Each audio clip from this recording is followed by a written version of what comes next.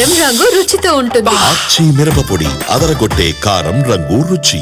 తెలంగాణలో అత్యుత్తమ మార్కెట్గా ప్రసిద్ధి చెందిన నిజామాబాద్ పసుపు మార్కెట్ యార్డ్లో పంట చోరీ అంశం తీవ్ర దుమారం రేపింది. పసుపు దొంగతనం ఆరోపణలను నిరసిస్తూ కార్మికులు మెరుపు సమ్మెకు దిగారు. కాంటాలు నిలిపివేసి సెక్యూరిటీ అధికారి శ్రీనివాస్పై దాడి చేశారు. పోలీస్ వాహనాన్ని సైతం ధ్వంసం చేశారు.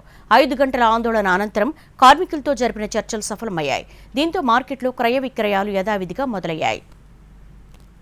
నిజామాబాద్ మార్కెట్ యార్డులో 5 గంటల పాటు పసుపు కాంటాలు నిలిచిపోవడంతో రైతులు తీవ్ర ఇబ్బందులు పడ్డారు. ఓవైపు ధరల పతనం, మరోవైపు కాంటాలు నిలిచిపోవడంతో తీవ్ర ఆవేదన చెందారు.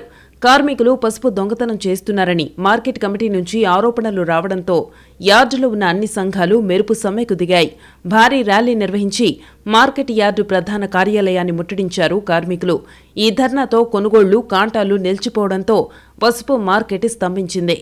తమపై దొంగతనం ఆరోపణలు మోపడం సరైంది కాదని, దీనిపై సరైన సమాధానం చెప్పాలని కార్మికులు డిమాండ్ చేశారు. చర్చలు జరిపేందుకు వచ్చిన మార్కెట్ కమిటీ చైర్మన్ ముప్ప గంగారెడ్డిని కార్మికులు ముట్టడించారు. సెక్యూరిటీ ఇన్ఛార్జి శ్రీనివాస్పై దాడికి తెగబడ్డారు. పోలీసులు అతన్ని సురక్షిత ప్రాంతానికి తరలిస్తుండగా అడ్డుకుని మరీ దాడి చేశారు. దీంతో ఒక్కసారిగా ఉద్రిక్తత చోటు చేసుకుంది. అంతలోనే పోలీసు వాహనంపై దాడి చేయడంతో అద్దాలు ధ్వంసమయ్యాయి. 5 గంటల సమ్మె తర్వాత కార్మిక సంఘాల నేతలను మరోసారి చర్చలకు పిలిచారు మార్కెట్ యార్డ్ కమిటీ చైర్మన్ ముప్ప గంగారెడ్డి. ఆ తర్వాత కార్మిక సంఘాలు సమ్మెను విరమిస్తున్నట్టు ప్రకటించాయి.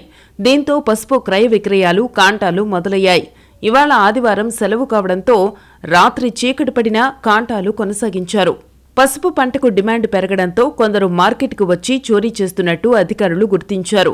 రాత్రిళ్లు చోరీలకు పాల్పడేవారిని పట్టుకుని పసుపు స్వాధీనం చేసుకున్నారు.